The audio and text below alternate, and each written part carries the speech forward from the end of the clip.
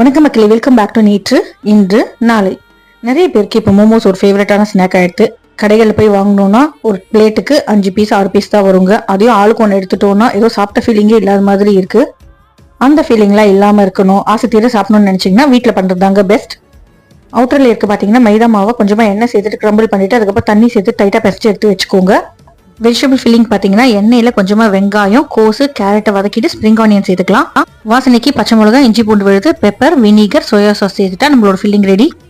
இதுதான் பேசிக் மோமோஸோட ஃபில்லிங்கை ஹை ஃப்ளேமில் வச்சு குக் பண்ணுங்க, அப்போதான் தண்ணி வெளியே வராமல் இருக்கும். இப்போ ஊறிட்டு இருக்கிற மைதா மாவை எடுத்துட்டு பெருசாக தரட்டிட்டு ஒரு மூடியை வச்சு குட்டி குட்டி சர்க்கிள்ஸாக பண்ணி எடுத்துக்கலாம். சென்ட்ரல் அப்படியே ஃபில்லிங் வச்சுட்டு ப்ளீட்ஸ் மாதிரி நீங்கள் மடிச்சு விட்டுட்டே வரணும். மோமோ ஷேப் பண்ணுறதுக்கு நிறைய வகை இருக்குங்க. கொழுக்கட்டை மாதிரி பண்ணி வச்சா கூட ஓகே தாங்க. ஒரு சைடில் ப்ளீட்ஸ், ஒரு சைடில் ஸ்ட்ரெயிட்டாக அப்படியே வச்சு நீங்கள் அப்படியே விரல வச்சு நசுக்கிட்டிங்கன்னா ஒட்டிக்கும். ஸ்டீம் பண்ணி எடுத்திங்கன்னா சூப்பரான மோமோஸ் ரெடி. ட்ரை பண்ணி பாருங்கள். தேங்க்ஸ் ஃபார் வாட்சிங்.